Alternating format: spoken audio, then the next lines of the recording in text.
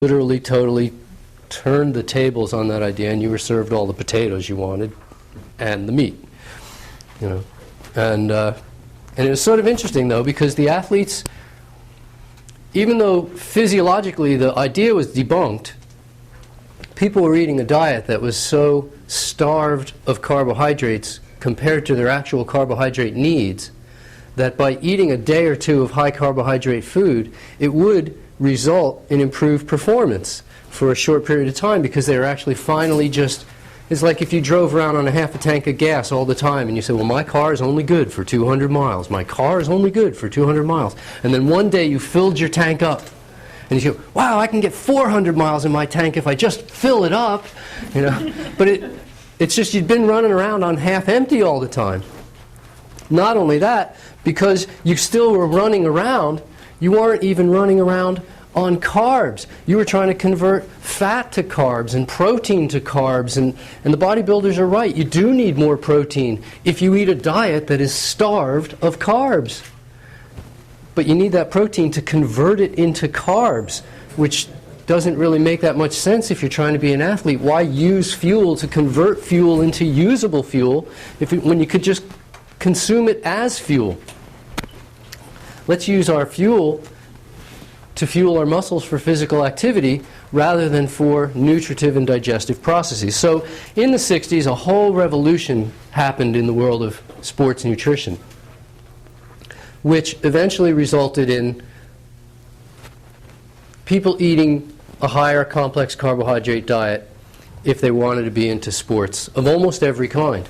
It was fascinating because this led to higher level performances, which put more stress on both the equipment and the training techniques available at the time. It wasn't long before technology followed and started to provide for the increased demands of athletes. And throughout the 70s and into the 80s, we saw a revolution in sporting goods. And there's no more bamboo or metal pole vaulting poles. And ice skates changed, and bicycles changed. And what used to be a light bicycle today would be a clunker. And spandex, and lane lines, and all sorts of things changed in the equipment that was available to athletes. And the stuff we take for granted now, it not only got better, but even it got safer. And training techniques for gymnasts went from gymnastics being a death risk sport to a sport where you can land on your head and not get hurt because you're landing in a pit of foam. And so you can try that again and again and again until you figure out what it is, and you don't get, I mean, it used to be a deadly sport. And if you watch films of the 60s gymnasts, you'll realize that any 8-year-old kid that's into gymnastics could do what the men and women were doing back in the 60s. It was very simple because the learning ability with the equipment wasn't there.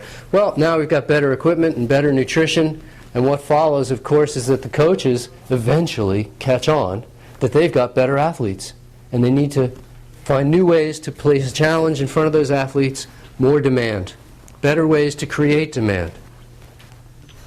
And so we do. We started creating higher level demand, came up with drag chutes, came up with plyometric training, came up with bands, came up with all sorts of ways. I don't know if you ever saw Holyfield when he was at his peak training in the gym. He literally was tied to the floor by a ring of bands and another ring of bands overhead, and he was tied in by 20, 30 different bands. Any direction that he tried to move, it was resistance. He couldn't go down, he couldn't go up, he couldn't go in, he couldn't go out. Everything was tied to resistance. In order for him to move, for Evander to move at all, he had to overcome the resistance. When he got in the ring, I mean, nobody could touch him. He was so fast and so strong. And the innovative techniques, well, it turns out that today, you all have access to everything that everybody else has access to.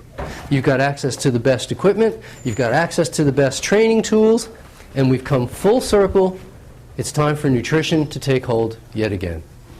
Because if you want to have an edge in performance, if you want to reduce your risk of injury, if you want to hit your own peak performance, if you want to see what your body is capable of, what your mind is capable of, and you don't want to be hampered by your own lifestyle, we have to come to terms with the fact that everyone in the room knows how to train beyond your ability to recover.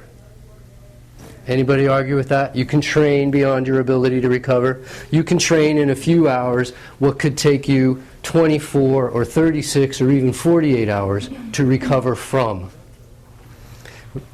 It's time to start making an art and a science of recovery.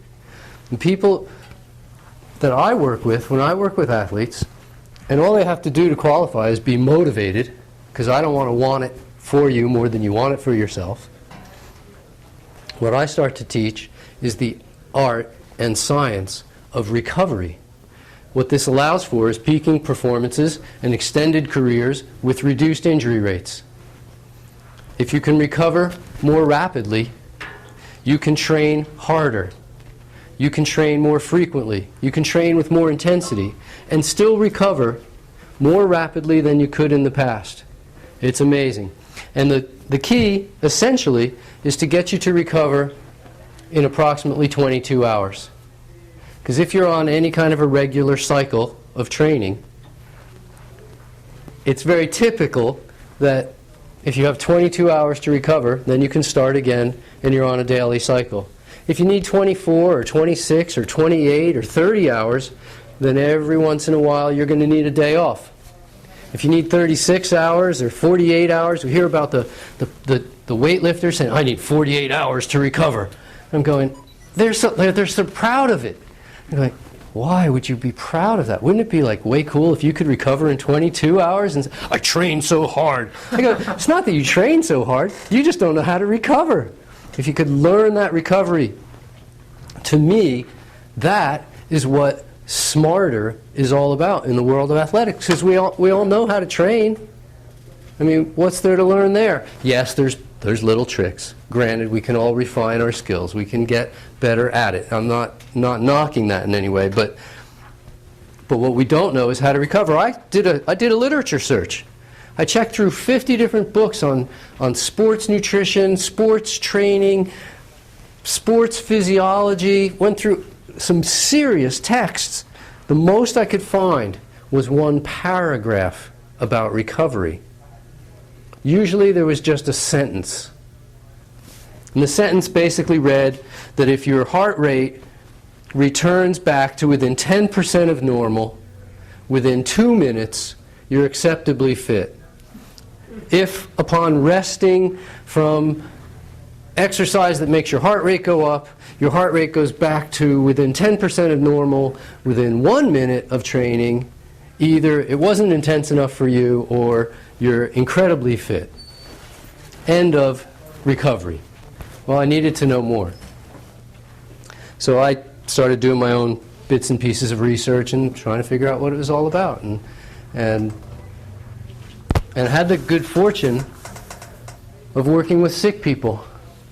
And what I found out is that all my youth years, I've been very lucky in that I've been introduced to athletes, and introduced to athletes, and introduced to athletes, and when I was a kid, I didn't even realize how good these guys were and these gals were. But a lot of them were national champions, and some of them were world champions. And ever since, I've just always had my finger in that arena of working with athletes. And they just sort of get led to me somehow. I don't really go looking for them. But then after I graduated from chiropractic college, I opened up a retreat for sick people, just to help sick people get well. And ran it for 10 years, and what I found out was that they wanted the exact same thing as the athletes wanted. They just wanted to learn how to stack every card in their favor. They just had a different endpoint goal. They just wanted to be able to function.